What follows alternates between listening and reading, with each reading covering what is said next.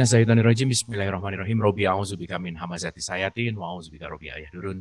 Robi shrah li sadri wa yassir li amri wahlul 'uqdatam min lisani yafqahu qawli. Assalamualaikum warahmatullahi wabarakatuh. Salam sejahtera untuk kita semua. Rahayu, namaste, Om Swastiastu, Namo Buddhaya, salam kebajikan dan sehat untuk kita semua. Selamat datang di Dialog Negatif. Kali ini malam hari ini spesial karena yang datangnya Dokdes. Jadi malam hari ini Harus negatif. harus negatif.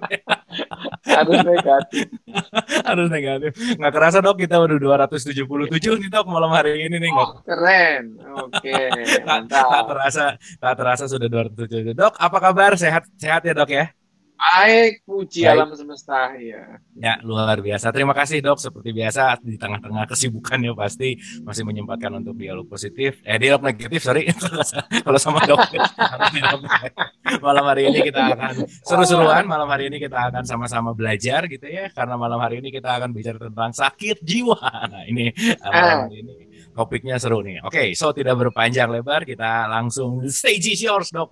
Silakan monggo. Iya, terima kasih. Yang pertama, kalau kita berbicara mengenai sakit jiwa, kita bertanya jiwa itu apa? Yes, oke. Kan ya. Kalau sakit kepala, kepalanya itu di mana? Kalau sakit mata, matanya mana? Sakit hati, hatinya di mana? Sakit jiwa, jiwanya di mana? Terus apanya yang sakit? Ya. Nah, jiwa ini termasuk yang di antara disiplin ilmu kedokteran itu yang paling unik, gitu. Paling unik. Berubah-berubah gitu ya. Oh, berubah-berubah dok ya? Oh, berubah-berubah gitu ya. Berubah-berubah. Karena kedokteran ya, kalau kita berbicara mengenai penyakit, kita berbicara tentang kesehatan kedokteran. Kedokteran bukan sains ya. Kedokteran itu adalah terapan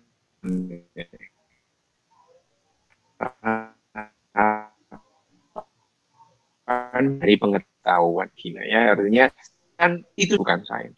Kedokteran itu dalam waktu yang lama itu tidak berpijak pada sains, pada keyakinan, gitu ya. Pada keyakinan. Sampai sekarang sih, sampai sekarang kan sulit. Ada banyak lah masih dokter yang masih sulit mengatakan bahwa nyawa itu tidak ada, kan repot gitu ya. Jadi kalau kita berbicara tentang sains biologi ya nyawa nggak ada sih, ada. Tapi kalau itu ilmu biologi gitu ya, ilmu yang lain ya terserah gitu. Kalau kita ilmu pengetahuan ilmiah itu ya nyawa itu tidak ada gitu ya. Ya ilmu yang lain nggak apa-apa, ilmu klinik ya terserah. Pokoknya kalau pengetahuan ilmiah ya nyawa nggak ada gitu. Kalau pengetahuan yang lain ya terserah gitu ya. Karena pengetahuan itu kan tidak selalu ilmiah. Pengetahuan ya, pengetahuan itu tidak ilmiah. Bahkan pengetahuan manusia itu ribuan tahun itu atas asas ilmiah. Gitu. Pengetahuan manusia itu didapatkan atas dasar authority based truth. Ya. Authority based truth. Jadi yang kita anggap punya otoritas mengatakan itu ya kita anggap benar. Gitu. Nah, kita nggak benar ya itu ratusan ribu tahun manusia gitu. Sekarang pun juga gitu ya. Nggak usah dulu, sekarang pun juga kalau datang ke kiai, ke ustadz, ke pendeta, anak saya ini sakit kenapa Pak Kiai? Oh, kamu kurang iman. Apa urusannya iman sama tipes coba? Ya, gitu. Iya. Pendeta juga gitu sama gitu. Ini bukan pengetahuan ilmiah, tapi pengetahuan.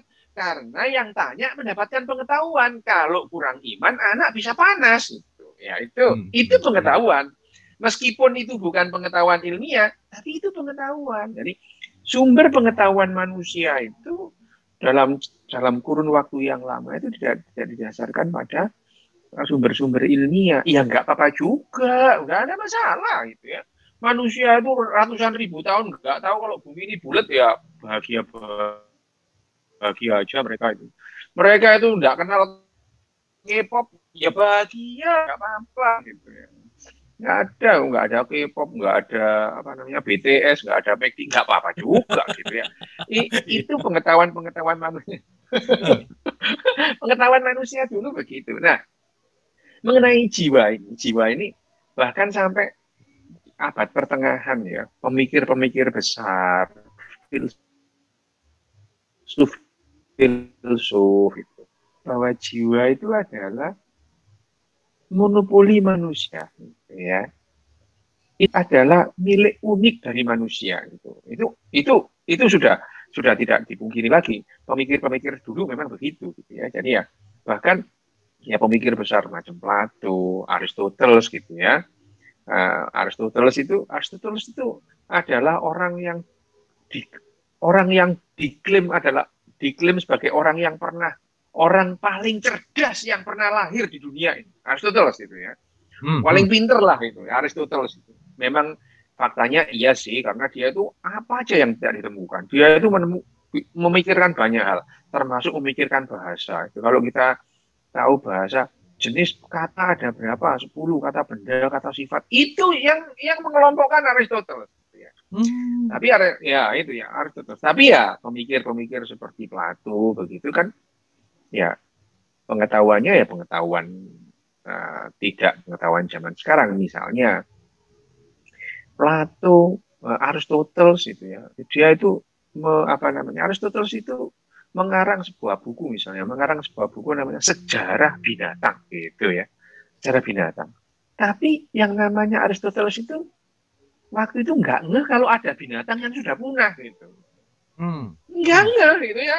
Ya memang bahwa dinosaurus ada fosil, ada binatang yang sudah punah. Itu baru abad ke-17 orang berpikir, oh ada ya binatang yang sudah punah itu. Jadi jangan dibayangkan dulu itu orang bisa pengetahuannya seperti sekarang. Tidak. Nah, termasuk dengan jiwa ini. Gitu. Kalau Plato itu kan menganggap bahwa dengan esensialisme Plato itu mengatakan bahwa dalam dalam diri manusia itu ada entitas lain selain raganya ini gitu ya.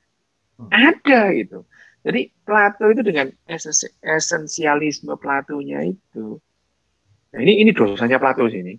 Dosa besar Plato itu yang membuat biologi itu lama untuk kembali ke pangkuan sains itu gara-gara Plato itu ya. Ya itu iya itu ya. Yang namanya fisika itu sudah sejak abad ke 13-14 sudah kembali ke pangkuan sains ya itu. Jadi ya fisika itu ya yang apa yang ada, yang nggak ada yang nggak usah dibahas gitu ya itu. Tapi esensialisme Plato ini yang membuat biologi itu lama kembali ke pangkuan sains itu. Nunggu seorang Charles Darwin lahir baru yang namanya biologi itu bisa masuk lagi ke dalam pengetahuan ilmiah itu. Jadi sampai sebelum era Charles Darwin lahir itu, biolog atau ahli biologi itu mengatakan bahwa dalam tubuh manusia itu ada sesuatu yang di luar fisiknya ini, yang disebut elan vita, itu daya hidup gitu ya. Itu nah setelah ada Charles Darwin dan kemudian biologi menjadi biologi modern, ya akhirnya kita ini ya seperti binatang-binatang yang lain gitu. Nah, tapi kalau kita kembali misalkan pemikiran Descartes itu ya, gitu. Descartes itu. Descartes itu mengatakan bahwa yang namanya punya jiwa itu cuma manusia gitu. Manusia, binatang itu tidak punya. Jadi dia bilang binatang itu automata gitu ya. Otomatis kayak mesin gitu. Jadi anjing itu bisa menggonggong, mengenali tuannya, itu otomatis saja tidak punya jiwa. Tidak punya jiwa. Itu adalah pengetahuan biologi kunonya Descartes. Nah, tapi ya Descartes itu dia ya filsuf gitu ya. Filsuf itu kalau filsuf itu terus kemudian mencoba mempelajari perilaku orang itu ya yang ngarang-ngarang aja sih dia gitu ya. Jadi dia melihat perilaku orang terus kira-kira begini gitu ya. Jadi tidak aneh kalau satu filsuf dengan filsuf yang lain itu berbeda pendapatnya mengenai perilaku manusia. Misalnya, ini yang paling ngetop itu dalam dunia psikologi dan psikiatri dalam jangka waktu yang lama itu ya Mbah Brewok yang namanya Sigmund Freud itu ya, Mbah Brewok ini. Dan Dan teorinya Freud itu dipegang oleh psikolog dan psikiater dalam jangka waktu yang lama. Dalam jangka waktu yang lama, sebelum yang namanya bagaimana cara otak itu bekerja itu, ya, itu dimulai tahun 60-an. Jadi baru kita itu mempelajari bagaimana cara otak kita itu bekerja menghasilkan perilaku itu baru belum 100 tahun gitu. Sementara 200 tahun yang lalu itu Sigmund Freud itu menjelaskan, mengidentifikasi manusia itu, kalau tadi itu apa namanya, esensialisme Plato itu mengatakan ada dua entitas dalam diri manusia, itu lahir dan batinnya itu. Nah, itu kalau Freud mengatakan ada 3 entitas, ada 3 unsur. Id, ego, dan superego. Dari mana sih? Nah, ya. Dari mana dia itu? Ya ngarang sih gitu. Dia nggak pernah lihat ada barangnya 3 gitu, ya nggak pernah gitu. Ngarang-ngarang aja itu. Wah, cilakanya itu jutaan orang ikut dia gitu. Nah, ya itu adalah, dan dalam jangka waktu yang lama psikoanalisa Freud, ya, teori-teori kejiwaan Freud itu dipakai orang untuk mengobati orang. Bayangin aja, ngarang dipakai ngarang, ya itu dipegang itu lama gitu ya. Jadi ini kita ngomong sejarah yang mengenai jiwa itu. Nah, sekarang kalau kita tanya sekarang itu, nah makanya dulu pernah yang namanya homoseksual itu dianggap penyakit, pernah itu. Pernah dalam kedokteran itu pernah yang namanya apa namanya yang tadi yang namanya homoseksual itu dianggap penyakit jiwa itu pernah itu. Kelainan gitu maksudnya, Dok? Iya, sakit gitu. Jadi sakit. Jadi kalau mengatakan dulu pernah dokter itu, ya, psikolog atau psikiater dulu itu, ya, dulu itu menganggap yang namanya homoseksual itu adalah orang sakit, namanya sakit jiwa itu, ya. Itu ada. Nah, pada saat saya sudah sekolah kedokteran itu, ya, saya koas itu, waktu saya melihat yang namanya PPDGJ itu adalah pedoman penggolongan dan diagnosis gangguan jiwa. Ini adalah pedoman bagi dokter jiwa dan psikolog di Indonesia itu, ya, PPDGJ. Kalau PPDGJ ini adaptasi dari yang namanya DSM. DSM itu diagnosa of mental disorder, ya. Jadi mental disorder. Nah, dulu yang namanya homoseksual itu pernah dianggap penyakit sebelum adanya yang namanya DSM-3, ya. DSM itu dikeluarkan oleh apa, ya? Jadi asosiasi asosiasi ahli psikiater di Amerika. DSM itu adalah Diagnostic and Statistical Manual of Mental Disorder, gitu, ya. Nah, di Indonesia itu diadaptasi menjadi tadi PPDGJ. Nah, sejak DSM-3 gitu, ya. DSM-3 tahun 74 gitu. DSM-3 itu yang namanya homoseksual itu tidak lagi masuk dalam daftar sakit penyakit gitu, ya. Jadi jangan heran kalau sampai sekarang pun dokter itu masih ada loh yang bilang begitu. Padahal dokter, kalau sebagai dokter, pedomannya untuk mendiagnosa ya pedoman yang ada gitu, ya. Jadi dokter itu terikat oleh kode etik, terikat oleh disiplin profesi gitu, ya. Jadi kalau misalkan dokter di Indonesia gitu, ya, pedomannya ya apa? Pedomannya ya tadi PPDGJ, ya, pedoman penggolongan dan diagnosis gangguan jiwa gitu. Pedoman untuk mendiagnosa dan mengobati pasien gitu. Ya, kalau pakai primbon ya bukan dokter, nggak apa-apa juga pakai primbon, tapi itu bukan dokter gitu, ya. Menurut primbon saya ini sakit, ya terserah kamu, tapi bukan dokter itu gitu, ya. Jadi kalau menurut kita primbon gitu, ya, jemur bantal tanpa makna. Kalau di Jawa itu ada yang betal jebur ada makna itu, ya. Saya juga baca sih dulu sebagai guyon-guyonan itu, ya, senang. Nah, tapi kalau kemudian dokter itu pedomannya ya ada mengenai gangguan jiwa itu. Nah, ada yang sedikit atau itu adalah tentang istilah ini Mas Abdu ya. Tentang istilah sakit jiwa itu. Sakit jiwa. Jiwa ini yang disebut sebetulnya gangguan-gangguan seperti yang DSM itu menyebutnya adalah mental disorder, gangguan mental. Gangguan mental.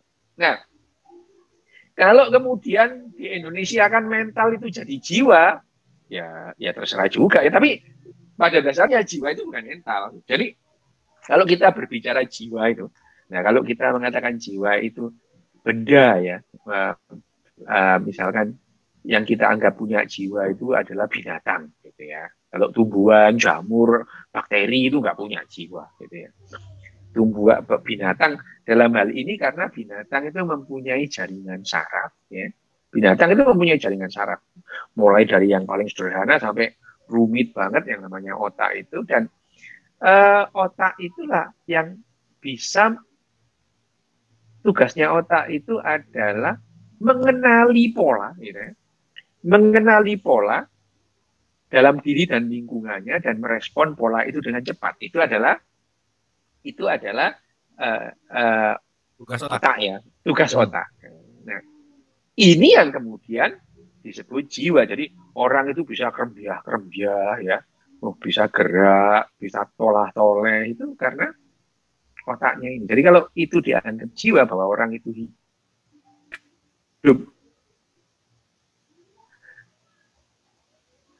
itu punya jiwa kerja otak.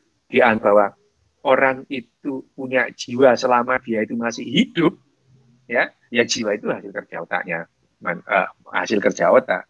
Meskipun hasil kerja otaknya didukung oleh organ-organ yang lain gitu ya. Jadi yang namanya jiwa itu ya hasil kerja dari otak didukung oleh jantung, liver, ginjal, paru-paru, usus, semua itu mendukung supaya otak itu bekerja dengan bagus itu ya, menghasilkan jiwa. Nah, yang disebut jiwa kalau misalkan orang tidur, orang koma, orang nggak sadar, orang itu masih punya jiwa nggak? Masih gitu. Tapi apakah orang yang tidur itu dianggap terus kemudian bisa itu mempunyai gangguan mental? Orang tidur kok gitu ya. Jadi ya yang disebut gangguan mental kalau dalam yang berbahasa Inggris sudah jelas namanya mental disorder, gangguan mental gitu ya. Ya, kalau di Indonesia kan sakit jiwa gitu ya. Sakit jiwa itu kalau jiwanya sakit itu apanya? Misalkan gangguan kesadaran gitu ya. Gangguan kesadaran misalkan kecelakaan, jebret gitu ya, terus kemudian otaknya memar gitu, terus kemudian dia mengalami gangguan kesadaran. Nah, kesadaran itu adalah bagian dari jiwa itu sendiri, tapi yang disebut sakit jiwa dalam hal ini kan bukan itu. Gitu. Ya, yang disebut sakit jiwa kita itu kan sakit mentalnya itu, gitu ya. Jadi sekarang itu yang disebut itu adalah kesehatan mental atau mental health, gitu ya. Nah, orang yang sakit jiwa itu disebut mental disorder atau gangguan kejiwaan, gangguan mental, gitu. Tapi di Indonesia tetap gitu ya, tetap gitu. Perasaan beda lagi itu atau kalau perasaan beda, meskipun perasaan itu beda, gangguan perasaan itu beda dengan gangguan mental. Mental itu apa? Nah, kalau kita melihat lagi misalnya sekarang itu kan kalau kita sekarang gangguan apa yang disebut sebagai gangguan mental ya. Kalau menurut WHO misalnya, kalau menurut WHO apa yang menurut WHO itu apa namanya gangguan kesehatan mental itu, ya menekankan bahwa kesehatan mental itu kalau WHO itu merupakan kondisi mental yang absent ya, tidak adanya gangguan atau kecacatan mental. Jadi luas banget itu. Lah mental ini sendiri, apa mental itu? Mental itu adalah dalam kondisi sadar penuh gitu ya. Dalam kondisi sadar penuh, seseorang itu mengadakan relasi ya, hubungan dengan orang-orang lain, dengan binatang lain gitu ya. Dan itu mereka merasakan rasa yang nyaman, tenang gitu ya. Marah itu bukan, itu sudah indikasi bahwa ini nggak sehat. Gitu. Marah. Gitu.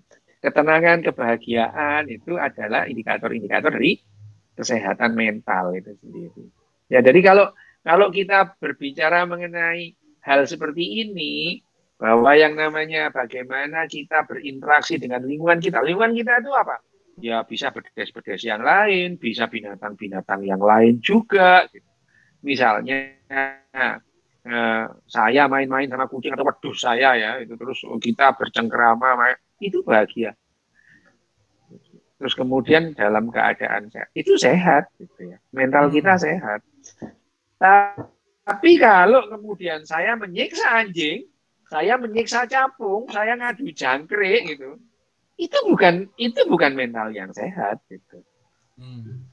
Ya itu jadi sekarang kesehatan mental itu bergeser gitu. Bergeser. Kenapa? Sakit jiwa pun bergeser. Kenapa? Pengetahuan kita tentang jiwa, pengetahuan kita tentang mental itu bergeser banyak. Misalnya. Kalau Mas Abu mungkin pernah dengar yang namanya histeria. Gitu. Histeria itu. Histeria itu kalau kita melihat ada orang tiba-tiba pingsan, lama pingsannya itu, matanya merem itu dibuka nggak bisa, itu pakai tangan itu nggak bisa, ya itu nggak bisa, itu histeria. Nah dulu ya sebelum eranya Sigmund Freud, histeria itu dianggap hanya miliknya Puan, gitu ya. Well, kalau sekarang kita sering lah melihat melihat laki-laki histeria itu ya ada gitu. Nah, kenapa itu makanya disebut histeria itu? Ada hubungannya dengan histeria. Histeria itu uterus itu, ada hubungannya dengan uterus, rahim gitu. Ya, jadi histeria itu adalah monopoli penyakitnya perempuan. Dan sebelum era Freud gitu ya, ratusan tahun itu orang kalau perempuan histeria itu ya reaksi konversi itu kalau dalam sekarang histeria itu mereka anggapannya ini tidak ada buktinya, ini tidak ada buktinya, itu keyakinan bahwa yang namanya perempuan itu histeria itu atau reaksi konversi itu sumbernya di rahim uterus itu. Jadi terapinya adalah itu dokter ini yang melakukan itu. Perempuan yang histeria itu dipekangkangin gitu ya. Terus kemudian dari vaginanya dialiri air dingin gitu. Supaya uterusnya mendingin loh ya gitu. Itu sebelum era Sigmund Freud itu. Jadi yang namanya reaksi konversi atau histeria yang sekarang itu ya harus banyak biasanya adik-adik yang kemudian ditinggal pacarnya itu histeris, gitu ya. Padahal nggak apa-apa, dibiarin aja nanti bangun-bangun sendiri gitu. Ya itu reaksi konversi namanya atau histeria. Ya kita sudah paham sekarang. Dulu kita nggak paham gitu ya. Nah di era Sigmund Freud 200 tahun yang lalu, Sigmund Freud yakin juga bahwa yang namanya histeria itu pengobatannya dengan hipnotis. Wah ini Mas Abu. Tatap mata saya. itu sampai ke situ dok ya, sampai harus hipnotis. Ya, jadi yang namanya Sigmund Freud itu dia belajar ke Austria, menemui ahli hipnotis, belajar hipnotis, terus balik lagi ke fakultasnya, dia mengatakan ini histeria ini bisa diobati. Dia langsung tidak boleh ngajar di bagian anatomi. Dikeluarkan dari fakultasnya. Loh gitu ya. Dulu itu gitu ya. Kayak cebong dan kampret gitu modelnya. Kalau nggak suka langsung dipecat gitu. Gitu. Ini Sigmund Freud udah capek-capek belajar hipnotis sama Mas Abu atau Uya-Uya nggak tahu ya.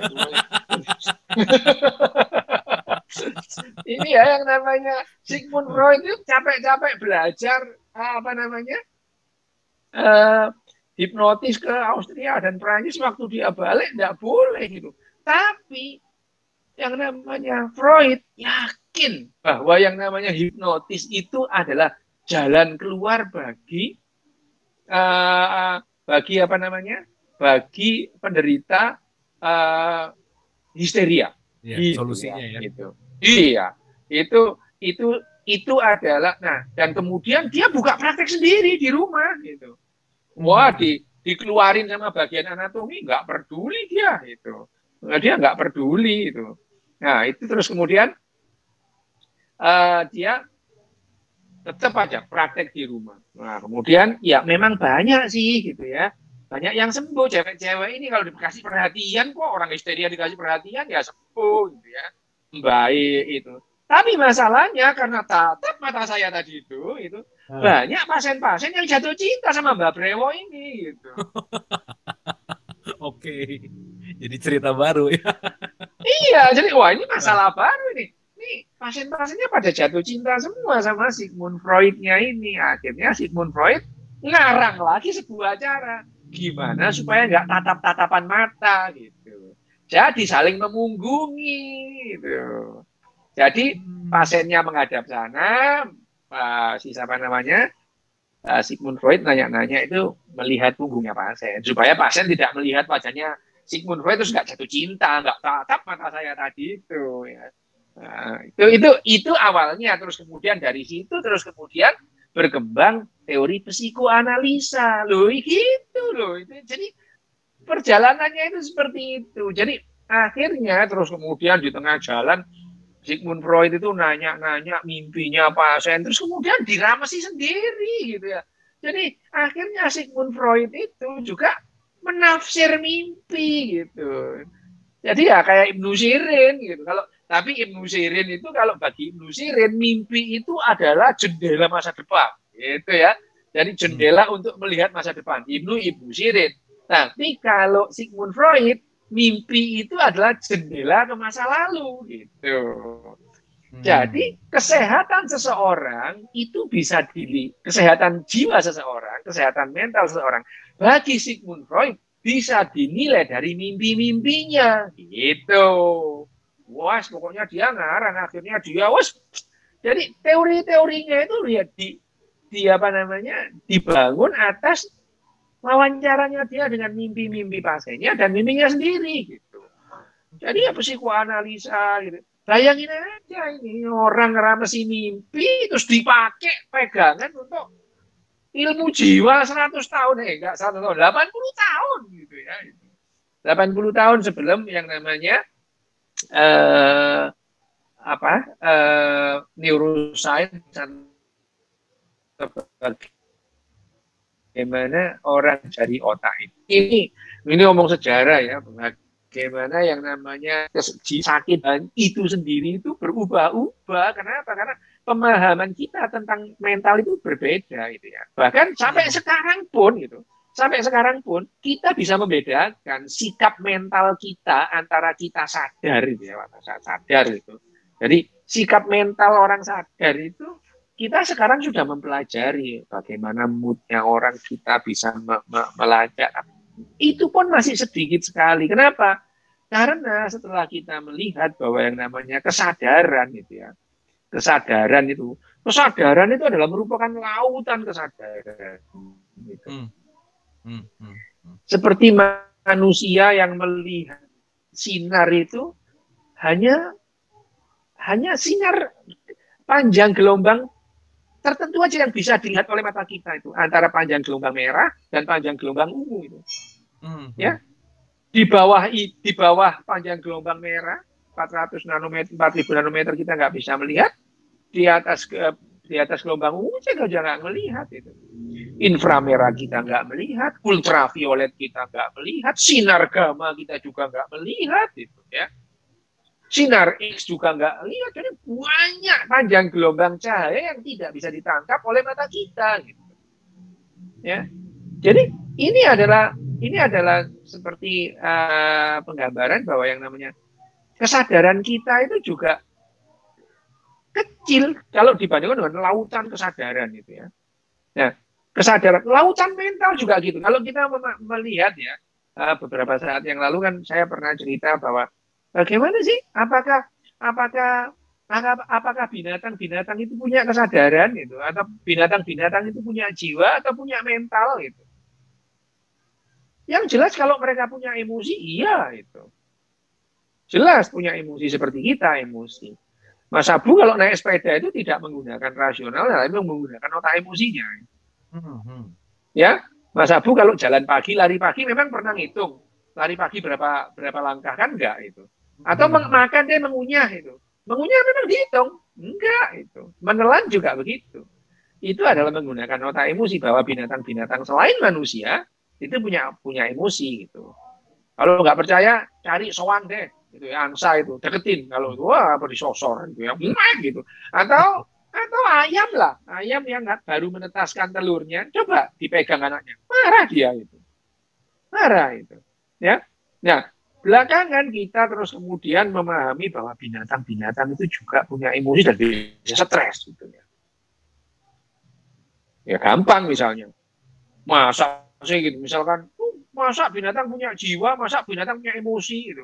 Lah, kalau nggak percaya ya, ini obat-obat manusia itu obat sakit jiwa, sakit mentalnya manusia itu dicobain ke binatang. Lah kalau binatang nggak punya jiwa, ngapain dicobain gitu? Ditesnya ke binatang dulu gitu Ya ya. iya gitu. Iya, Loh, iya, iya, iya. iya loh. Obat-obat penyakit jiwa, obat penyakit mental manusia itu sebelum digunakan oleh manusia, dicobainnya ke binatang. Lah berarti mereka punya dong gitu. Gimana menilainya gitu ya? Hanya saja yang namanya kesadaran atau mental binatang ya berbeda gitu. Berbeda dengan manusia. Kenapa? Loh, kita memahami dunia itu berbeda. Contoh tadi, kita tidak bisa mendengarkan gelombang suara yang melebihi 20.000 Hz. Itu tidak bisa. 200.000 Hz tidak bisa ya. Tidak bisa itu. Tapi pandangan kita lebih bagus dari pandangan misalnya kelelawar gitu. Bagus, kelelawar matanya jelek gitu. Tapi telinga kelelawar ya dan lengkingan supersonik, hipersoniknya kelelawar itu bisa membedakan dengan pasti, dengan akurat antara ngengat dengan kupu gitu. Kita aja kalau lihat dari jauh nggak tahu itu ngengat apa kupu. Tapi kalau lengkingan kelelawar yang ditangkap lagi oleh kelelawar itu dia bisa membedakan dengan akurat mana yang kelelawar, mana yang ngengat, mana yang kupu-kupu. Artinya kelelawar itu memahami dunia ya, itu berbeda dengan manusia yang mengandalkan matanya, sementara kelelawar mengandalkan telinganya dan anjing mengandalkan penciumannya gitu. Apakah mereka punya emosi? Punya gitu. Apakah dia bisa merasakan emosi orang? Bisa gitu. Kok iya gitu. Nah, kita mundur 100 tahun yang lalu ya, tahun 1900 itu ada kuda pinter yang namanya Hans di Jerman itu. Iya, iya.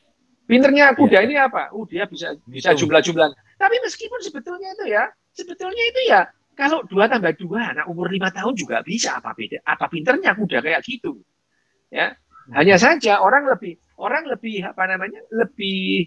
lebih kagum Hans bisa menyebutkan 2 tambah 2 sama dengan 4, 7 tambah 5 sama dengan 12 ketimbang dia itu bisa merasakan emosi orang. Kenapa?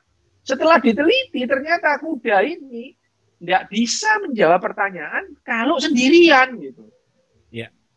Betul. Ya itu. Kayak orang kesurupan kan nggak mungkin kesurupan sendirian. Kesurupan harus di depan banyak orang. Cara caper aja itu ya. Itu. Benar-benar. Ya itu. Mana ada orang kesurupan sendirian di kamar, nggak ada itu. Di depan banyak orang pasti. Nah itu dalam artian kuda itu bisa menangkap emosinya orang. Gitu. Nah stres bisa stres. Nah kalau kita sekarang tahu bahwa stres itu misalkan ibu-ibu itu yang pada saat masa laktasi menyusui gitu ya. Terus kemudian dia harus ngantor gitu ya. Waduh, itu stres loh dia itu. Stres. Karena setelah diteliti ternyata kenapa ibu-ibu yang pasca melahirkan terus kemudian cuti melahirkannya habis, dia harus ngantor, kemudian dia di kantor hang gitu ya. Oh, otaknya error gitu ya. Oh, gelisahnya hebat ya itu. Kenapa itu? Ternyata pada saat seorang ibu itu jauh dari bayinya, itu level oksitosin dalam otaknya turun drastis. Dia gelisah itu. Dia kangen sama bayinya itu. Ya seperti laki-laki dan perempuan kalau pacaran itu berpisah itu level oksitosin dalam dalam apa namanya dalam otaknya itu turun. Makanya pacaran itu kalau begitu pulang sampai di, belum belum apa sampai rumah itu saya sudah WhatsApp. I miss you already gitu. Baru aja sampai baru itu belok itu. Baru aja belok itu kan. Baru belok kan dia udah WhatsApp. I miss you already gitu. Loh itu kenapa? Karena yang namanya oksitosin dalam otaknya itu turun. Nah, itu yang dirasakan oleh ibu-ibu yang berpisah dengan bayinya. Karena pada saat dia menyusui laktasi bayinya itu pada saat dia menyusui, itu meningkat kadar oksitosin. Sehingga dia itu, waduh, rasa emosional pun, ikatan emosi antara ibu dengan bayinya itu tinggi. Nah, pada saat dipisah itu dua-duanya mengalami stres itu. Dua-duanya. Baiknya itu. Nah, sekarang dengan hal yang sama, coba Mas Abu ya. Sekarang kalau kita itu di industri sapi perah, gitu ya. Sapi perah itu, bayangin aja. Sapi dipaksa hamil, kemudian dipaksa melahirkan, terus dipisahkan dengan anaknya. Betapa nggak stres itu sapinya, gitu. Ya, itu. Ya, itu stres itu. Bayangin aja, babi juga seperti itu. Jadi akhirnya kita tahu bahwa yang namanya babi yang di peternakannya itu dia nggak bisa gerak karena kandangnya cuma 1x1x3 meter itu. Betapa stresnya mereka itu. Sehingga itu ya ada negara semacam New Zealand itu sejak tahun 11 dia sudah mengegulkan ratifikasi undang-undang kesejahteraan biri-biri itu. Biri-biri nggak boleh stres itu ada. Jadi akhirnya kita itu pengetahuan kita tentang cara kerja otak manusia dan binatang, kita makin bisa berempati kepada binatang lain gitu. Bahkan di Inggris dan di Belanda duluan, kalau mau menyembelih sapi harus dibius dulu gitu sapinya itu. Nah itu undang-undang seperti ini itu di negara-negara semacam New Zealand terus kemudian Australia, Inggris, Belanda ya itu. Indonesia belum gitu ya. Itu mungkin kita ngatur undang-undang itu ormas-ormas dulu itu biar nggak ruwet gitu ya. Itu dulu. Gitu. Ormas Korea. Dok, ini ya. nyambung tadi antara ibu sama anaknya yang menyusui. Ada pertanyaan gini dok, apakah gangguan mental itu bisa menurun dari orang tua ke anak katanya dok? Oke, ya sekarang ini tadi kan saya bicara mengenai yang namanya mental. Jadi kalau misalkan ibu dipisah dengan anaknya, mentalnya terganggu nggak sih? Ya terganggu lah, itu. Okay. Terganggu. Oh dia error kok gitu ya. Dia error di kantor bengong gitu. Itu banyak ibu kayak gitu itu. Ya untungnya dia nggak WhatsApp ke anaknya, I miss you already gitu ya enggak gitu. Tapi kalau dikatakan yang namanya tapi ya kalau misalkan apakah gangguan mental itu bisa menurun? Ada gangguan mental yang kecenderungannya diturunkan oleh secara genetik ada. Tetapi gangguan mental itu tidak hanya genetik gitu. Perkembangan otak misalnya pada saat pertumbuhan otaknya di dalam janin bayinya mengalami infeksi otaknya. Loh ya beda akhirnya kan ya itu. Jadi kecenderungannya beda gitu. Nah, kalau gangguan mental, apakah gangguan mental bisa diturunkan? Bisa. Oh, itu loh, ada bapaknya gila, ibunya juga gila, anaknya gila semua. Oh iya, bisa. Gitu, ya. Memang itu gila semua, satu ada gitu. Ada yang satu rumah psikopat semua, ya ada. Kecenderungannya itu Diturunkan yang ya. diturunkan. Nah, diturunkan, menurun, tapi kecenderungan, tapi perkembangan otak kita itu tidak hanya di dalam itu. Karena pada saat kita itu di dalam kandungan, perkembangan dan pertumbuhan otak kita itu tergantung banyak hal. Misalnya pada saat bayi itu janin terus ibunya mengalami sakit sehingga kadar hormonnya itu berubah. Pertumbuhan otak bayi itu berbeda. Gitu. Pertumbuhan otak bayi itu berbeda. Nah itu yang jangan. Bahkan kemudian konstelasi hormonal di tubuh di otak bayi itu sendiri itu menentukan arah perkembangan otak bayi itu sendiri gitu. Jadi ya banyak faktor yang membuat kecenderungan pada saat bayi itu lahir gitu. Ya. Apalagi terus sudah ada kecenderungan terpapar dengan yang sesuatunya, sudah bakat gendeng ya gitu ya, lingkungannya gendeng pula ya sudah gitu ya. Ya, itu ya gitu, sudah bakatnya itu sudah nggak karu-karuan, kepapar dengan lingkungan yang cocok dengan bakatnya ya tuh. Karena meskipun bakat kalau tidak terpapar, kalau tidak ada trigger, ya nggak keluar bakatnya. Misalnya Mas Abu ini bakat sulap, tapi kalau nggak pernah latihan sulap, kapan sulapnya? Nggak bisa gitu. Ya. Sebaliknya orang yang nggak bakat sulap dilatih gimana pun ya nggak bisa, orang nggak bakat gitu ya, itu nggak bakat sulap gitu ya, bakatnya aja jadi ormas gitu misalnya gitu. Ada itu. Okay. Jadi memungkinkan ya. Anyway dok, itu ya. tadi menarik waktu bicara waktu bicara homoseksual itu pernah dijadikan sebagai salah satu gangguan gitu ya. Mungkin sedikit aja dok. Homoseksual itu apakah genetik dok? Itu bawaankah atau lingkungankah? Dan itu bisa dikatakan pada saat itu bisa dikatakan sebagai suatu kelainan atau penyakit? Itu kenapa gitu? Apa yang mendasarinya? Silakan dok. Yang mendasari kenapa disebut sebagai satu penyakit pertama adalah Mbah Brewok bilang begitu itu. Karena dalam waktu yang lama pegangan orang psikiatri dan psikolog itu ya Mbah Brewok Freud ini gitu. Freud ini menganggap ini unik ini Freud ini, dalam segala hal dia liberal kecuali dalam seksualitas. Bagi Freud gitu ya,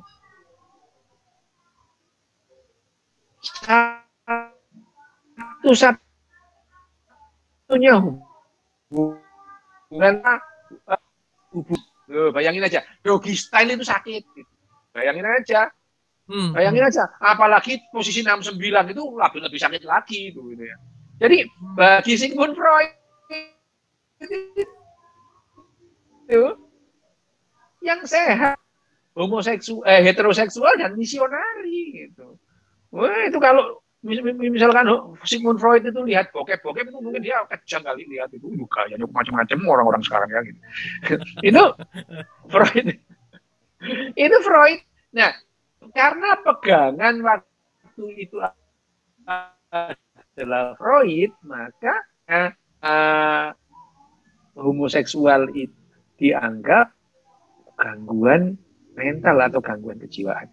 Sampai tahun 74 adanya DSM-3 yang kemudian 73, kemudian DSM-3 jadi PPDGJ2. Itu sudah tidak itu. Karena kita tahu sejak tahun 60-an akhir kita tahu bahwa yang namanya yang menentukan gender kita itu adalah otak kita.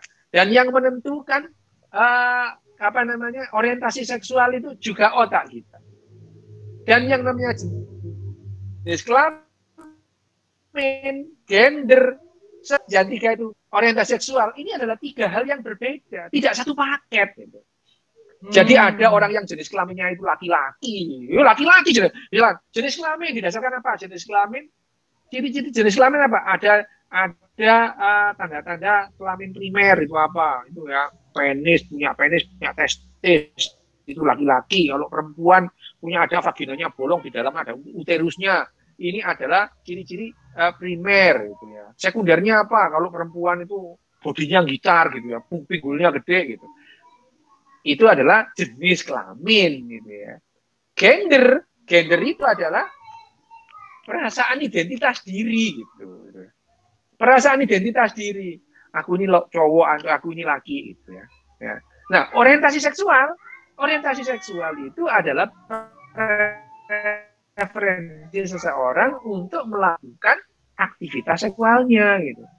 Nah, pada dasarnya manusia ini omniseksual. Manusia itu tidak apa saja gitu. Ada itu.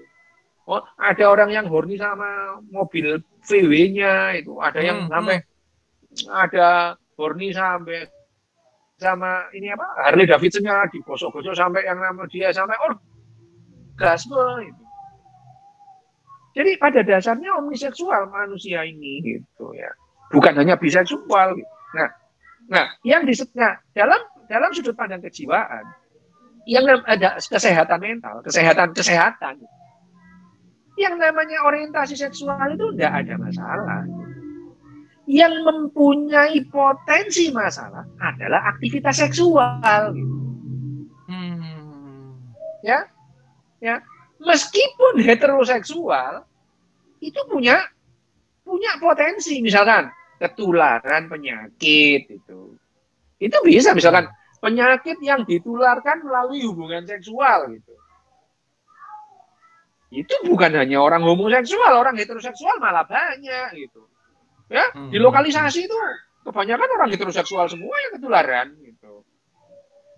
Nah, karena yang lokalisasi jarang ya lokalisasi itu homoseksual. Yang homoseksual sembunyi-sembunyi biasanya itu. Nah, tidak apa-apa. Ini yang namanya. Jadi yang namanya orientasi seksual itu tidak bermasalah. Yang berpotensi punya masalah adalah aktivitas seksual. Nah, yang disebut tadi yang namanya orientasi seksual itu sejak tahun 73 dokter, psikiater dan psikolog sudah mengatakan itu bukan gangguan mental atau gangguan jiwa. Disebut gangguan jiwa kalau dia merasa tidak nyaman dengan orientasi seksualnya. Namanya ego dystonik.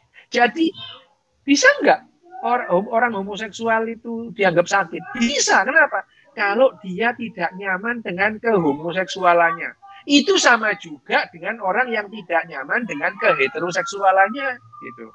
Jadi orang heteroseksual atau homoseksual itu bisa sama-sama sakit kalau dia merasa orientasi seksualnya membuat dia tidak nyaman. Nah, yang diobati adalah rasa tidak nyamannya, bukan mengganti orientasi seksualnya. Gitu. Yes. Itu ya, ini itu sejak tahun. Nah, sekarang kalau kita itu orang yang tidak merasa tidak nyaman dengan orientasi seksualnya, ya diterapi. Tujuannya apa? Menghilangkan rasa tidak nyamannya, bukan mengubah orientasi seksualnya, bukan. Itu ini dokter loh ya. Kalau yang lain-lain ya silakan ya, dukun ya serah. Pokoknya ini kedokteran ya, kedokteran yang didasarkan pengetahuan neuroscience yang paling baru. Jadi yang namanya jenis kelamin pun tidak dua itu. Jenis kelamin itu banyak itu. Misalkan jenis kelamin itu laki-laki dan perempuan. Lo kata siapa gitu? Kalau misalnya ini ya, ini tes penisnya kecil banget ini. Ini kayak penis apa klitoris ya gitu. Kecil banget. Itu ada tentara yang pemain voli yang dulunya dianggap cewek sekarang jadi cowok. Gitu. Ada gitu. Kenapa? Ya itu tadi. Karena bentuk atau rupa dari jenis alat kelaminnya itu meragukan gitu. Jadi kalau misalnya ini nggak punya testis gitu ya. Ini kok kayak labia mayora. Tapi kok ada penis, bukan penis ini, klitoris gede. Ini jenis kelaminnya apa? Gitu. Jadi jenis kelamin itu juga nggak dua. Gitu. Jenis kelamin itu juga abu-abu gitu antara bukan Abu Marlo ya, abu-abu antara hitam dan putih gitu. Jadi itu jenis kelamin. Jadi jenis kelamin itu tidak dua, tidak dikotomi laki-laki perempuan. Ada yang namanya intersex gitu ya, antara laki-laki dan perempuan gitu. Sudah kalau sekarang itu secara biologi bisa digolongkan menjadi sedikitnya 62 golongan itu. Jadi banyak itu jenis kelamin itu. Makanya saya usul ya, jenis kelamin di KTP itu jangan ditulis, digambar aja biar jelas. Nah, gambarnya kan kelihatan. Jangan ditulis. Jangan laki-laki perempuan pakai gambar gitu ya. Iya, digambar biar jelas gitu. Nah, itu ya. Itu nah, gender itu adalah rasa identitas diri gitu. Loh, kenapa kok berbeda-beda? Ini pernah saya sampaikan ya dulu bahwa yang namanya sampai usia 8 minggu janin kita di dalam kandungan, semua manusia ini kelaminnya perempuan. Mas Abu ini dulu perempuan gitu. Kemudian jadi Mas Abu ini perempuan gitu. Jadi kalau Mas Abu itu sekarang itu jadi lembeng gitu, itu bukan kelainan, itu pengen kembali ke fitrahnya. Dari dulunya perempuan loh. Iya. Itu ya. Jadi pada saat umur 8 minggu itu ya, umur 8 minggu itu sebagian janin-janin itu berubah menjadi laki-laki, sebagian lagi tetap menjadi perempuan. Apa yang memicu sebagian janin itu menjadi laki-laki adalah kehadiran kromosom Y tadi ya, kromosom Y itu. Tetapi yang namanya perubahan dari perempuan ke laki-laki itu ada dua proses. Yang pertama itu maskulinisasi, mengubah bentuk ya. Bentuk perempuan itu menjadi laki-laki. Terus kemudian ada yang namanya defeminisasi. Defeminisasi itu sifat-sifat kefemininannya itu dihilangkan. Itu. Tapi yang namanya maskulinisasi dan defeminisasi itu tidak selalu seragam. Jadi itu karena memang awalnya itu perempuan semua. Ini yang menjelaskan kenapa lebih banyak cowok yang ke cewek-cewekan ketimbang cewek yang ke cowok-cowokan itu. Iya. Karena memang proses yang namanya defeminisasi tadi itu tidak seragam. Gitu. Jadi ya cowok yang ke cewek-cewekan itu sebetulnya dia kepingin kembali ke fitrahnya aja itu ya. Itu bukan kelainan itu. Jadi ada orang yang laki-laki tapi gendernya feminin banget. Anaknya 4 gitu. Orientasinya heteroseksual gitu. Ada. Itu anyway itu diturunkan atau karena lingkungan juga, Dok? Perkembangan otaknya tadi. Gitu. Perkembangan otaknya tadi itu misalnya pada saat terjadi defeminisasi dan maskulinisasi tadi, misalnya estrogen di otaknya tinggi, testosteronnya turun, jadi akhirnya dia feminin gitu. Jadi cowok tadi keibuan gitu ya, mainan boneka gitu ya itu. Kalau anak cowok bahkan kan berantem, mainannya mobil-mobilan gitu ya, berantem gitu ya. Itu adalah memang ada kecenderungan yang seperti itu ada, diturunkan ada. Tetapi perkembangan otak janin itu tidak hanya didasarkan atas gen gitu ya. Tapi ada yang namanya itu tadi perkembangan selama janin tadi itu. Terus belum lagi ada babnya, terus kemudian dia terpapar gitu. Pada dasarnya ya orang misalkan, loh itu bisa sembuh itu teman saya itu homoseks, homo dia sekarang sembuh. Kok tahu kamu sembuh itu menikah lah, kamu nggak tahu di belakangnya gimana itu. Ya dia menikah tapi di belakang gimana kan kamu nggak tahu itu. Jangan dianggap bahwa orang gay yang menikah itu sembuh. Yang pertama, gay itu bukan sakit, jadi ya nggak perlu diobati. Kalau misalkan itu homoseksual, homoseks itu bisa diobati apa enggak? Lah bukan penyakit kok diobati gitu. Ya, itu sama aja itu loh Mas Abu dengan yang hipnoterapi. Loh, yang kamu terapi itu apa sih gitu? Sakitnya dia apa itu? Bukan sakit. Loh, nggak sakit kok diterapi gitu ya. tatap mata saya itu hipnoterapi itu. Oke dok, mantap. Wah, udah deh ini seru banget bener. Boleh tepuk tangan dulu dong buat dokter serunya malam hari ini seperti biasa kita mind blowing. Anyway, teman-teman, saatnya mungkin kita diskusi. Ini pertanyaan udah banyak dok, pertanyaan udah banyak. Jadi Oke, yang mau langsung lewat raise hand boleh, lewat chat juga boleh, yang di YouTube juga boleh. Saya ngambil dulu satu dari YouTube nih, dari teman di YouTube, Hasta Utama namanya. Pertanyaannya gini, apa perbedaan mendasar gangguan kepribadian dan gangguan mental? Dan apakah ada struktur neuro yang berubah? Misal gangguan kepribadian narsistik. Nah, kira-kira dari sisi otaknya apa yang berubah dari mental yang sakit lah dalam tanda petik. Silakan, dok. ya narsisistik itu dalam batas-batas tertentu itu ya nggak apa-apa sih gitu ya. Misalnya Mas Abu ngaca, melihat kacanya, aku cakep banget ya. Emang kenapa? Kan nggak apa-apa gitu. Tapi terus kalau tidak ada orang yang lebih ganteng dari saya lah, itu sakit sudah itu ya. Sakit jiwa ini. Ya, itu narsis. Jadi sebetulnya yang namanya gangguan mental atau gangguan jiwa itu batasnya juga nggak tegas itu. Ya, jawabannya juga nggak tegas itu. Hanya saja kalau kita melihat tadi dari WHO bahwa kita itu bahwa yang namanya kesehatan mental itu dalam hidup kita bersosialisasi, kita merasa nyaman. Merasa nyaman itu apa? Berarti kita membuat orang lain merasa nyaman juga, orang lain membuat kita merasa nyaman. Ya. Jadi ya kalau dengan apa namanya definisi ini, lalu lintas di Jakarta itu sehat apa enggak? Secara mental. Enggak lah gitu. Iya. Tanten kita udah tahu enggak sehat gitu. Ya. Misalkan Mas Abu ya. Mas Abu jalan-jalan ke Plaza Indonesia gitu ya. Terus kemudian dompetnya ketinggalan di meja Starbucks gitu. Panik enggak? Panik gitu. Kenapa? Hilang ini pasti. Berarti kondisi itu tidak sehat. Tapi kalau di Jepang ini meninggal di meja, balik lagi 2 jam lagi tetap di situ. Gitu. Ya, jadi yang namanya kesehatan mental itu tidak hanya berlaku pada satu orang, tapi pada semua orang. Hanya saja yang namanya gerombolan manusia, komunitas manusia itu saling mendukung gitu, ya. Antri nggak mau antri, teriak-teriak, kantin gitu ya.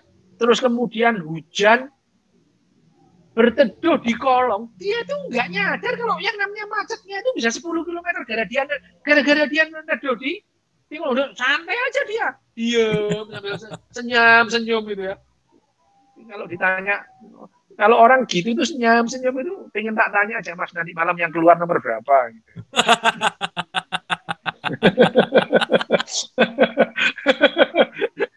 Ya, itu. Jadi yang namanya gangguan narsisistik itu ya kalau terlalu sampai itu membuat merasa tidak nyaman pada diri kita sendiri. Jadi ukurannya itu membuat kita tidak nyaman, membuat orang lain tidak nyaman. Itu ukurannya. Gitu. Kita tidak merasa nyaman dengan itu. Misalkan curiga itu nggak apa-apa itu. Yang menjadi gangguan itu kalau paranoid itu. Cemas itu sehat gitu. Tapi gangguan kecemasan itu sakit gitu ya. Karena cemas, gelisah itu adalah senjata bagi kita untuk melanjutkan kehidupan kita. Kalau kita nggak cemas, mati kita gitu. Mati gitu. Kita itu bisa bertahan hidup karena punya kecemasan, punya kegelisahan. Tetapi kecemasan yang bertambah, menumpuk menjadi gangguan kecemasan, itu namanya sakit mental gitu. Jadi ya yang namanya sakit itu pada saat seseorang merasa tidak nyaman itu sakit gitu ya. Dan membuat orang lain tidak nyaman itu juga sakit juga. Maaf sudah mengingatkan gitu. Maaf ini sudah. Itu ya balik lagi ya kalimat paling asik banget tuh. Cuma ngingetin gitu. Oke, Dok. Thank you. Asu banget ya itu. Oke.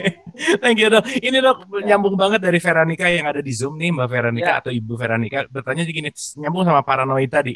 Dok, apakah orang dengan gangguan mental atau paranoid yang pas muda bisa bekerja dengan normal, semakin tua apakah tambah parah paranoidnya? Gimana dok?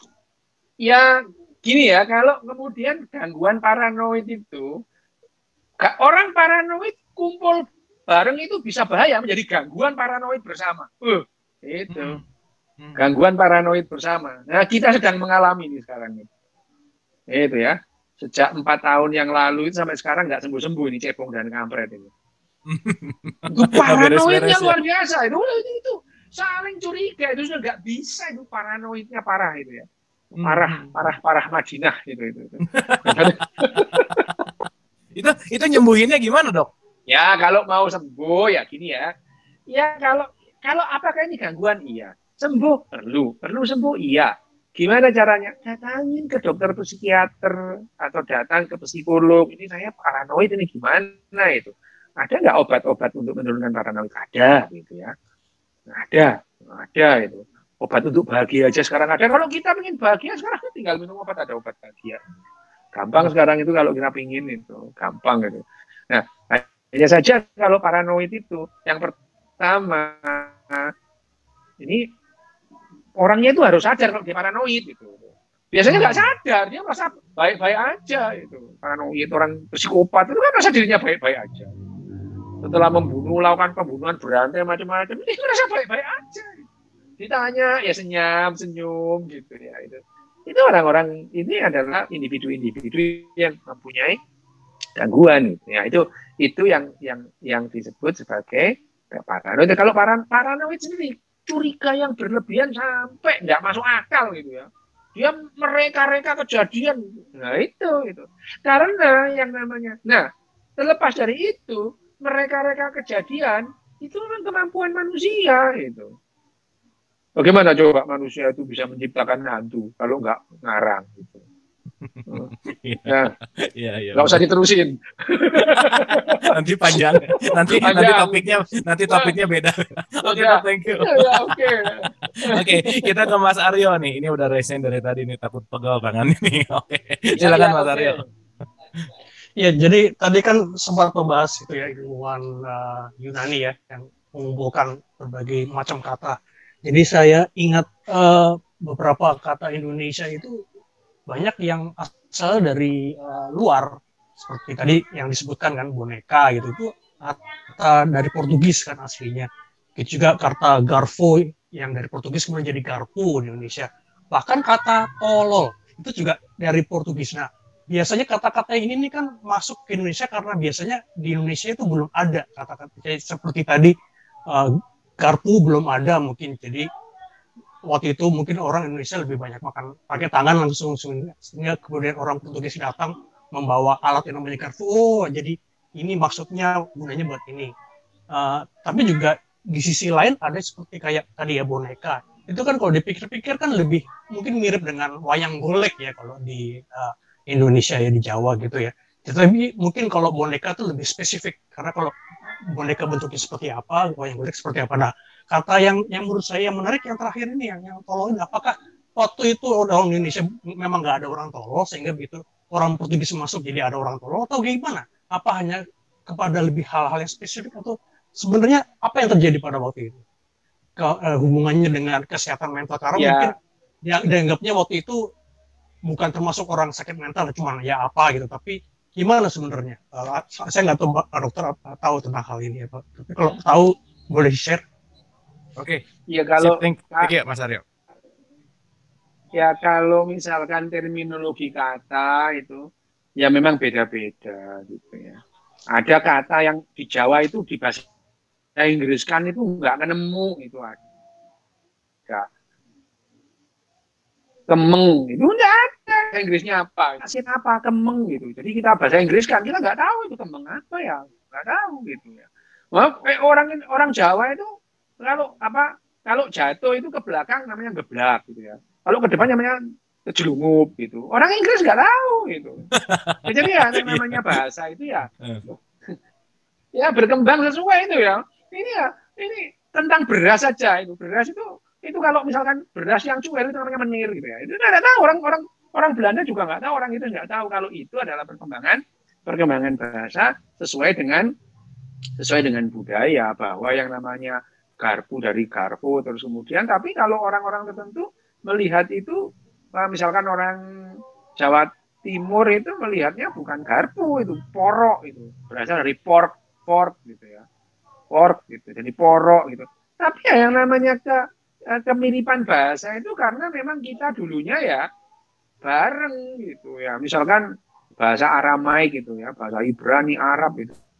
Bahkan misalkan bahasa-bahasa Sanskerta dengan bahasa-bahasa Yunani itu ada kemiripan karena ya memang akarnya sama gitu. Itu ya. Tapi kalau melihat bahwa tolol itu ya kata. Tapi dalam bahasa Jawa ya banyak sih kata mengong, geblek itu ya lebih kaya orang Jawa itu. Nah, yang gitu, yang aneh-aneh gitu orang Jawa kaya.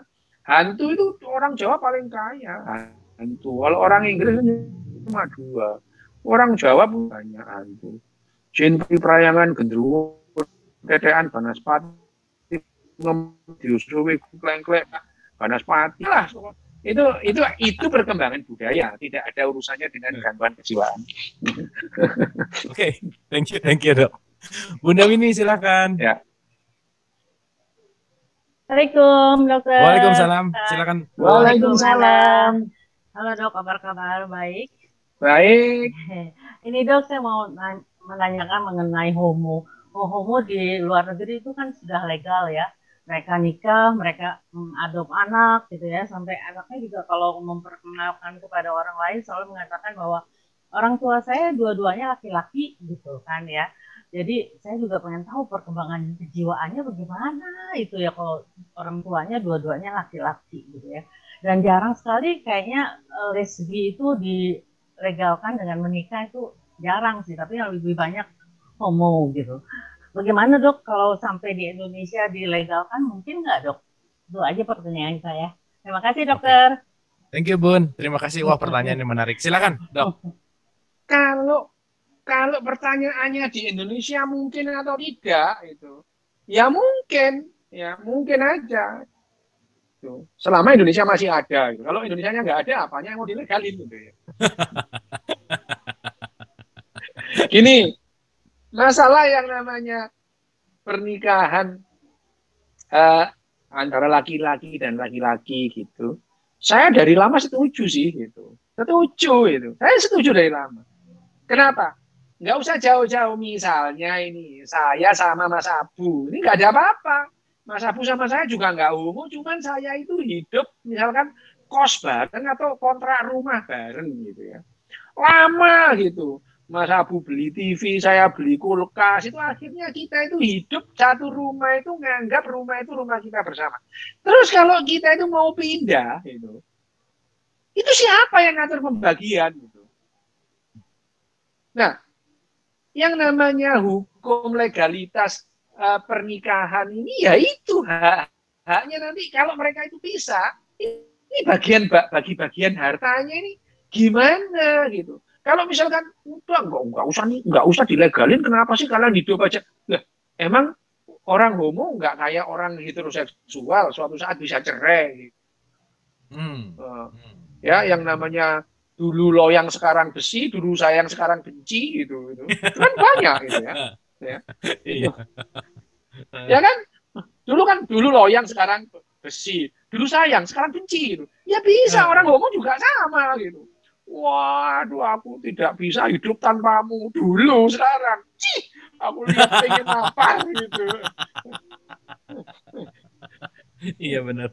Ya, benar. Yang namanya pernikahan dalam hal ini kan legalitas untuk nanti itu loh, hak-hak hukumnya itu seperti apa itu. Jadi pola pikirnya orang di Belanda itu bukan masalah pada hubungan seksual. Hubungan seksualnya itu harus nggak usah ngatur itu. Nggak usah ngatur.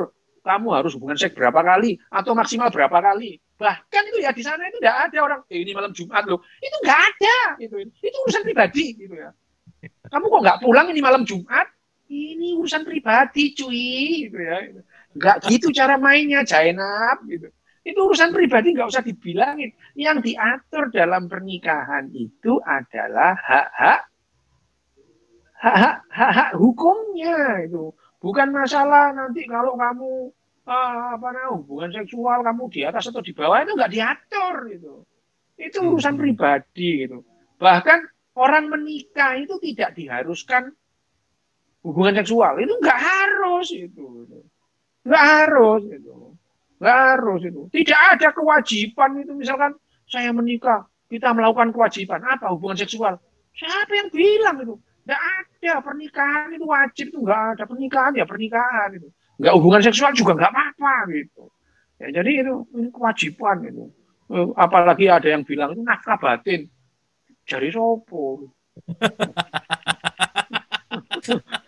Iya ya. Nafkah lahir dan nafkah batin kan. Nafkah batin cari sopo itu. Itu menyentuh batin itu dari mana ya, Dok, sebenarnya? Iya, ngomong nafkah batin cari sopo itu gitu. Enak-enak ya gitu ya. Aduh, benar ya. Oke. Ajaib manusia ini. Ya. Terima kasih, Dok. Terima kasih. Ya. Yang penting ya kita melihat perkembangan lah ya. Iya. Kita melihat perkembangan. Ini ada pertanyaan gini, Dok. Apa yang terjadi dengan bipolar katanya, Dok? Yang kalau orang bipolar itu seperti apa di otaknya? Bagaimana dan perilakunya jadi gimana? Silakan. Bipolar. Bipolar ini bipolar ini adalah salah satu jenis gangguan. Wah, yang bersangkutan itu mengalami manik dan depresi. Depresi dan manik bergantian gitu ya, bergantian. Dan itu tidak nyaman itu. Kenapa demikian itu? Kalau dikatakan demikian, apa yang terjadi di otaknya? Konstelasi di otaknya antara organel-organel dan neurotransmitternya itu yang mengalami imbalance gitu. Ya. Imbalance neurotransmitter gitu. Itu salah satu faktor. Faktor lain juga banyak gitu. Bipolar. Bipolar itu beda dengan depresi. Meskipun ada yang tumpang tindih gitu ya. Bipolar dan depresi. Ini tentang bipolar itu mungkin ini satu sesi membahas bipolar itu tidak akan habis. Tapi yang terjadi pada orang bipolar itu dia bisa merasa gembira dan kemudian mendadak merasa sedih, moody banget lah gitu ya. Moody, habis diem-diem terus marah-marah, banting-banting piring, habis itu terus kemudian warnanya hilang, ya bisa gitu ya. Bipolar. Jadi bipolar itu dua kutub gitu ya. Jadi orang itu dalam waktu pendek itu bisa berubah mood dan kemudian enggak karu-karuan gitu ya. Misalkan dari ketawa-ketawa terus ngamuk-ngamuk enggak karu-karuan itu. Itu adalah salah satu bentuknya aja. Tidak selalu seperti itu ya. Tidak selalu seperti itu. Sama dengan depresi. Orang depresi itu kebetulan saya adalah penyandang depresi saya ini. Depresi saya termasuk depresi berat gitu ya. Sejak tahun 86 gitu. Sampai sekarang depresi. Orang bisa gembira dan depresi pada saat yang sama. Coba lihat aja wajahnya Whitney Houston, wajahnya Bill William, ya, wajahnya Marilyn Monroe. Adakah wajah sedih di situ? Tidak ada itu. Tidak ada wajah. Kita melihat wajahnya Whitney Houston, kita melihat wajahnya Robin Williams, atau kita melihat Marilyn Monroe. Tidak ada wajah kesedih, tapi umur hidupnya melawan depresinya. Gitu. Ya, gitu. Orang bisa gembira dan depresi pada saat yang sama. Gitu. Orang depresi, orang yang sangat terkenal dan sangat hebat berprestasi, apakah depresi tidak bisa berprestasi? Belum tentu. Gitu. Ada dua orang yang sangat hebat dan menentukan sejarah dunia. Mereka berjuang mengatasi depresinya seumur hidup. Yang pertama adalah Abraham Lincoln. Sampai ketembak, dia masih depresi. Yang kecil. Misalnya Menteri Inggris itu pemenang Perang Dunia Kedua. Yang namanya Abraham Lincoln juga gitu.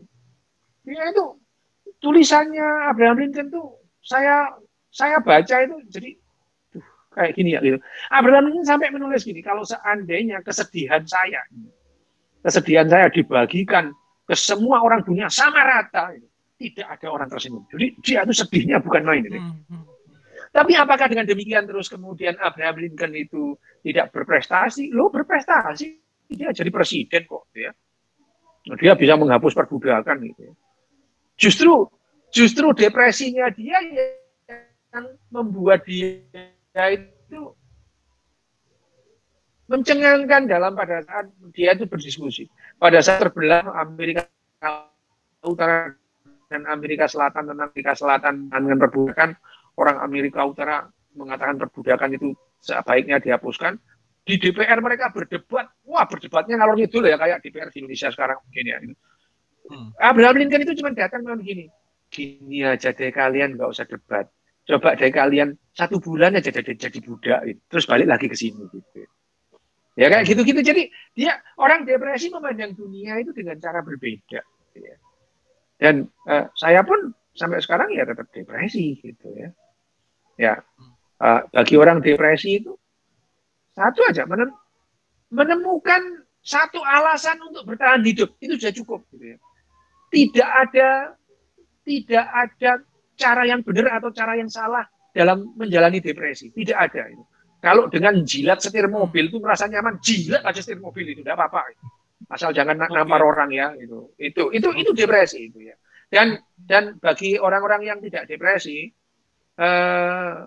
orang depresi itu tidak memerlukan nasihat. Jadi kalau hobi kalian itu ngasih nasihat orang, jauh-jauh aja dari orang depresi, jekelin. Ya. Anyway dok, ini menarik sekali tadi dokter bilang bahwa mengatakan bahwa depresi sampai sekarang gitu. Sadar kalau ada depresinya. Kira-kira kiat-kiat apa sih dok yang dilakukan? Itu pengen dilepasin atau dalam tanda petik diobatin dalam tanda petik untuk dihilangkan, apa yang dilakukan dok? Oh iya, saya sejak sadar depresi itu saya mengkonsumsi obat-obat antidepresan gitu ya. Mengkonsumsi karena saya ya itu tidak nyaman depresi ya. Dan 96% orang bunuh diri itu karena depresi, rasa tidak nyaman, merasa kayaknya dunia ini lebih bagus gak ada kita deh, gak ada saya gitu. Jadi orang bunuh diri itu sakit, depresinya makin dalam gitu ya. Orang depresi itu kebanyakan nyebelin gitu ya. Dia butuh teman tapi kelihatannya nggak butuh. Gitu. Dideketin marah, apa yang kamu di sini gitu. Tapi kalau ditinggal pergi dia sih gitu. Jadi kalau saya ditanya kiat-kiatnya, saya Mas Abu, tidak ada. Saya membaca orang depresi itu sejak saya masih koas ya, masih koskap koas itu, masih dokter muda, belum tuh saya paham saya di depresi. Saya membaca buku tulisannya semua orang yang depresi, termasuk bagaimana Winston Churchill itu bergulat dengan depresinya, bagaimana Abraham Lincoln bergulat dengan depresinya. Saya baca catatan hariannya Marilyn Monroe, saya sampai yang namanya Janis Joplin, terus Jimi Hendrix, semua orang-orang depresi ini gitu ya. Dan sampai sekarang pun secara medis, pengetahuan ilmiah pun kita ya tidak. Kalau ditanya saya punya kiat apa, saya nggak punya kiat gitu ya. Tidak ada cara yang benar atau cara yang salah dalam menjalani depresi. Cuman kalau ini himbauan bagi orang yang tidak depresi, ini kalau kalian itu pertama, kalian tuh hobinya nasihatin orang gitu, jauh-jauh aja dari orang depresi gitu ya. Orang depresi nggak nasihat, tausiah, nggak butuh semangat, nggak usah gitu. Dan kalau kalian itu orang yang caper, nggak usah deket-deket ya itu. Jengkelin orang caper itu gitu. Caper pagi-pagi, hai kabar, apa kabarmu? Apa? Oh, pengen lempar sandal aja. Kamu diam aja, kenapa sih gitu ya itu. Anyway, kata dokter makan obat gitu. Itu obatnya edik, jadi harus terus. Oh iya. Ya gitu dok. Bukan ya, yang namanya ediksi itu enggak begitu. Yang namanya edik itu kita menggunakan sebagai pengkonsumsi habitual padahal kita nggak butuh gitu. Beda gitu.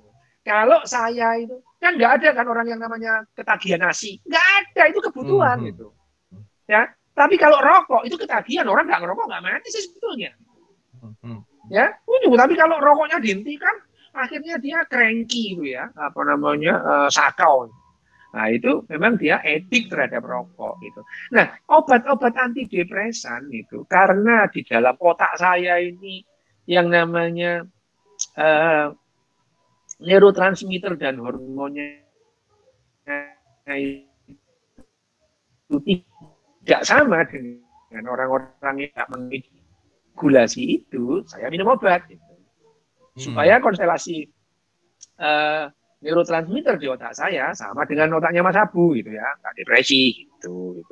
Tapi ya setiap orang obat antidepresan yang diperlukan belum tentu sama karena obat antidepresan itu bisa berbeda-beda. Itu ya Mas Abu ya.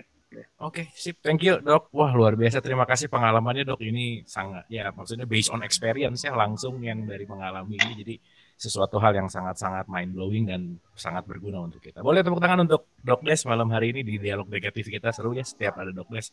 Pasti seru lah. Oke, Dok. Ini pertanyaan sebetulnya masih banyak, tapi sudah 25.9. Nggak kerasa udah jam 1. Udah jam 9. Final statement sedikit. Boleh, Dok, untuk tentang sakit jiwa ini. Gimana tetap si jiwa ini tetap untuk sehat, untuk pokoknya jadi final statement untuk episode 277. Silakan. Oke, jadi ada yang belum saya sampaikan tadi bahwa supaya kita itu hidup dalam kondisi mental yang sehat, ada yang perlu kita perhatikan adalah kita berlatih untuk berempati. Itu saja. Karena selama ini kan banyak kan orang yang sudah bilang yang namanya mindfulness sampai nggak ngerti mindfulness itu apa gitu ya. Tapi kalau saya merekomendasikan untuk berlatih, untuk empati tidak bisa dinasehatkan, tidak bisa ditanya kamu empati oh enggak, tapi latihan berempati. Bagaimana latihannya empati itu? Nggak usah ngurus urusan pribadi orang. Nah, itu aja Mas Abu. Thank you, terima kasih. Pokoknya nggak usah terlalu banyak ngurusin orang lain aja gitu ya, Dok. Keren, Dok. Ya. Pokoknya ciri-ciri jiwa yang sehat adalah jiwa yang nggak rese ke orang lain dah gitu aja. Simpel. Ya. Oke. Terima kasih, Dok. Terima kasih. Sehat selalu, Dok, dan jangan bosan-bosan untuk selalu kembali ke Dialog Positif. Oke, boleh tepuk tangan untuk Dok Des Rio Hasan malam hari ini yang sangat memukau ya. Selalu ya Dok Des nih membuka wawasan kita, selalu mind blowingkan kita, selalu mengguncang-guncang kesadaran kita, jadi bangun deh pokoknya malam hari ini. Tapi poinnya setiap ini udah berapa kali ya sama Dr. Rio Hasan itu ya, kalimat-kalimat yang selalu diulang-ulang yang nggak pernah dilepaskan dalam setiap episode adalah empati dan empati itu yang selalu ditekankan. So mari kita belajar sama-sama untuk menumbuhkan empati karena ya disitulah bagaimana kita bersosialisasi sebagai manusia. So terima kasih atas perhatiannya, semoga bermanfaat malam hari ini. Mohon maaf lahir dan batin. Wabillahi taufiq wal hidayah. Assalamualaikum warahmatullahi wabarakatuh. Sampai